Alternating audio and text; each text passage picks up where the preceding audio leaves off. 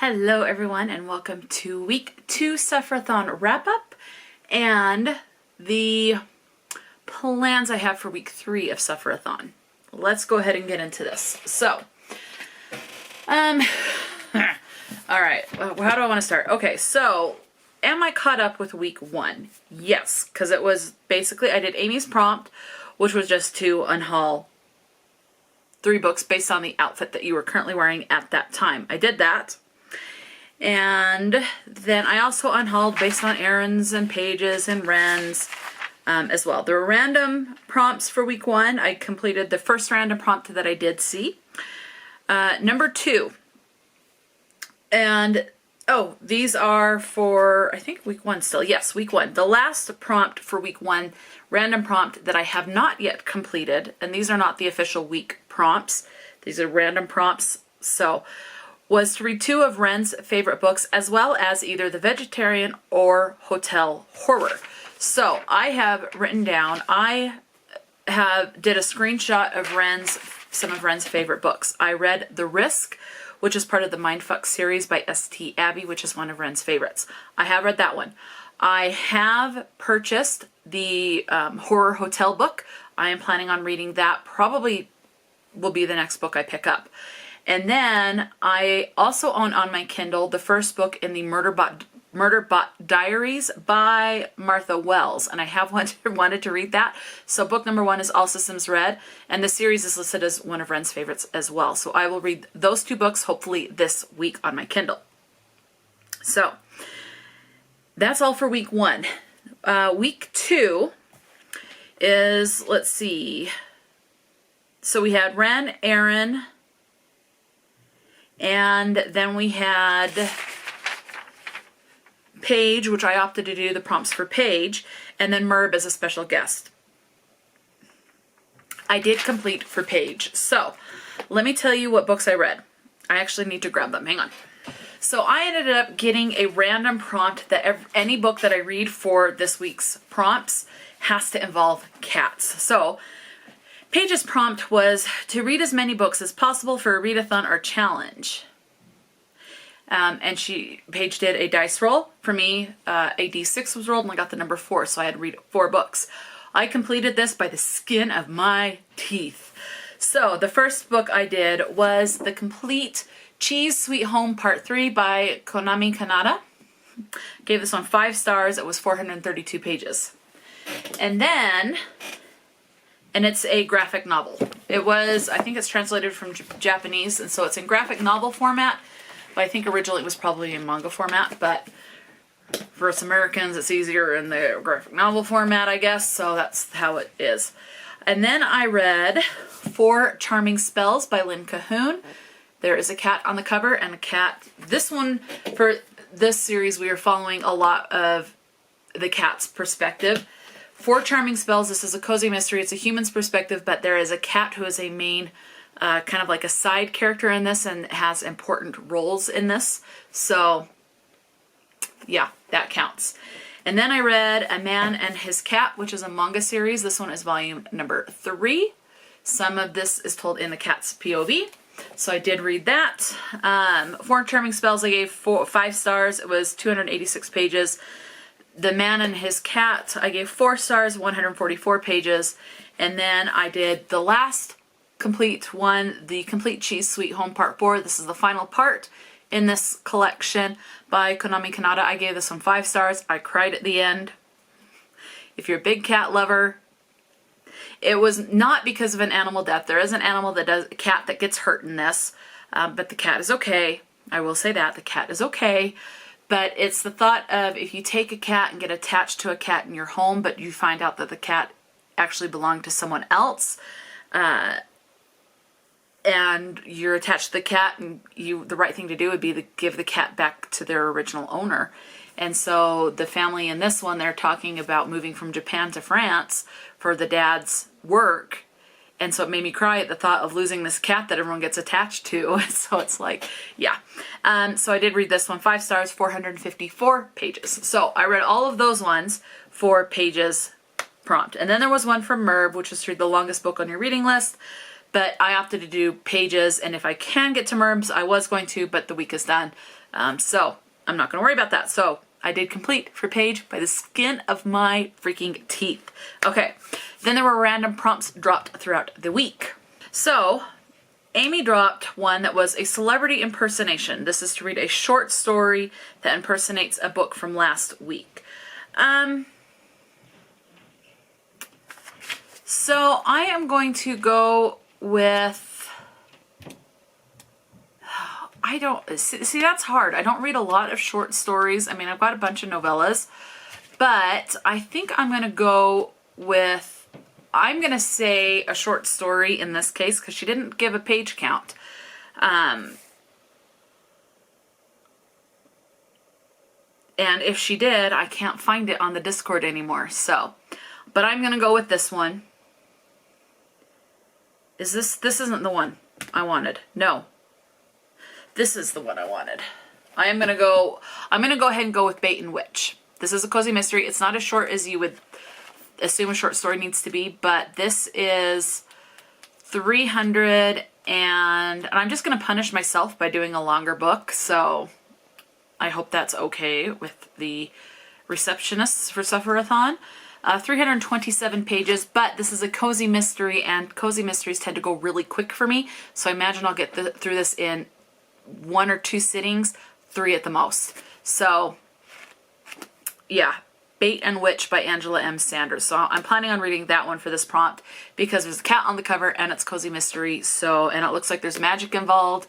So I am counting it as like, just, I don't know. This is, but it has to be a short story from the last week. So something I read in week 2 wouldn't count. Hang on. But here's the thing. If I go with the books that were required to read for week 1 that I got, which for Amy's prompts was just to unhaul books, I read Teacher of the Year and A Kind of Spark.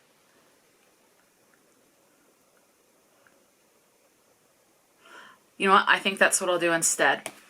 Okay, hang on. Okay, I have changed my mind. So,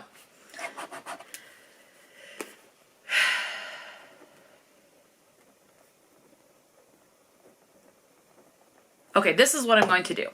So, the first week I read A Kind of Spark by L. McNoll. Let me grab that one. Okay, so this is the edition that I read, A Kind of Spark by L. McNoll. This is a middle grade, so I'm going to read a middle grade. L. McNoll, L. McNoll. Autism Rep, Autism Rep. So I'm going with the same author. Both have Autism Rep. This was the selection for Autism Reads, which is the Buddy Read along that I host every month. This was the selection for September.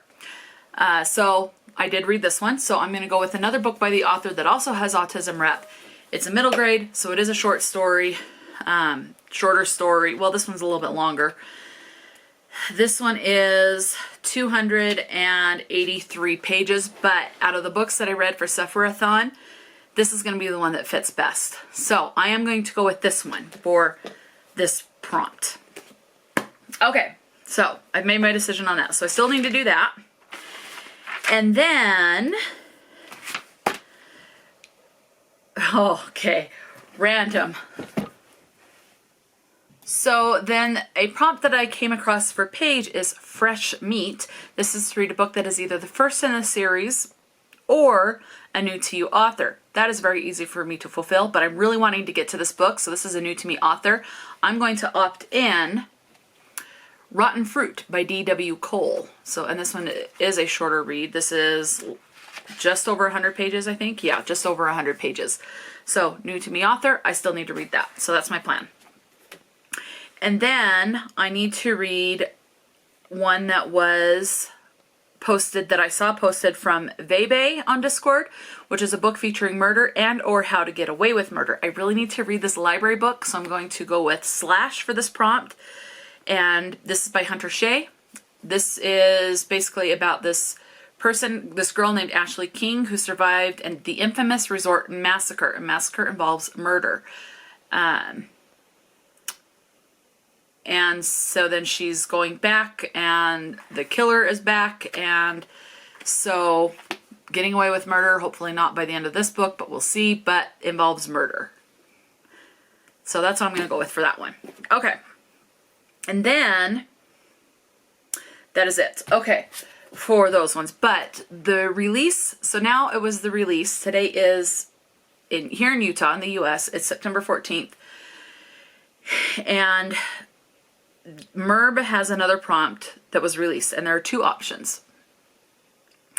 You have the one where it's basically to do a whale watching and you read a book. You have two options. You have the one where you have no guarantee of seeing a whale on this whale watching adventure, and that is to read a book with an animal on the cover, which I am doing.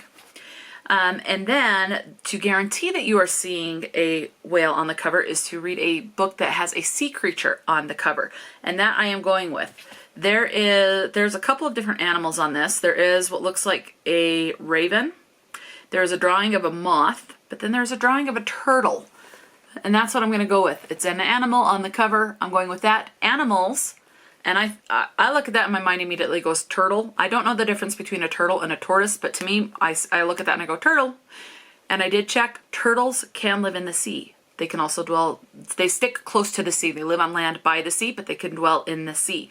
So I'm going with this one as a sea creature on the cover.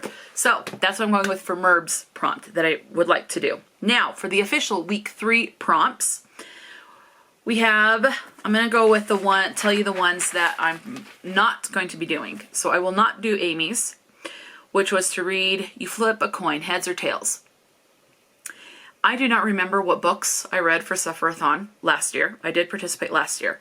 And you are basically going to read find a series or an author's book and read 3 or 5 books that are unread from this author or this series.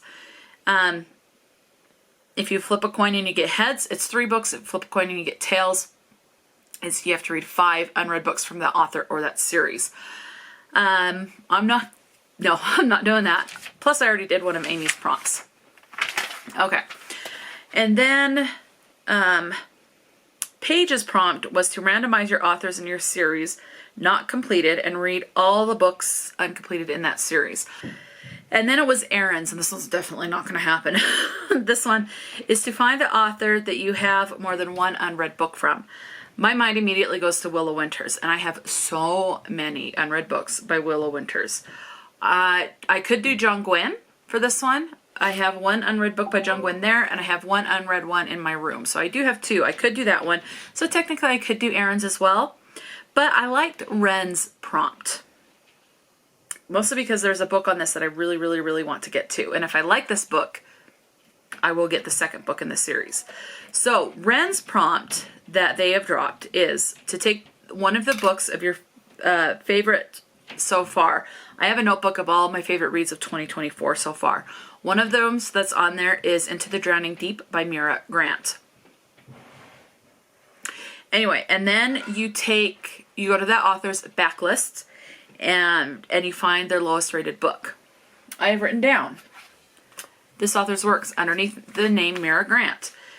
The author has a series called News Flesh, and that is the start of a series.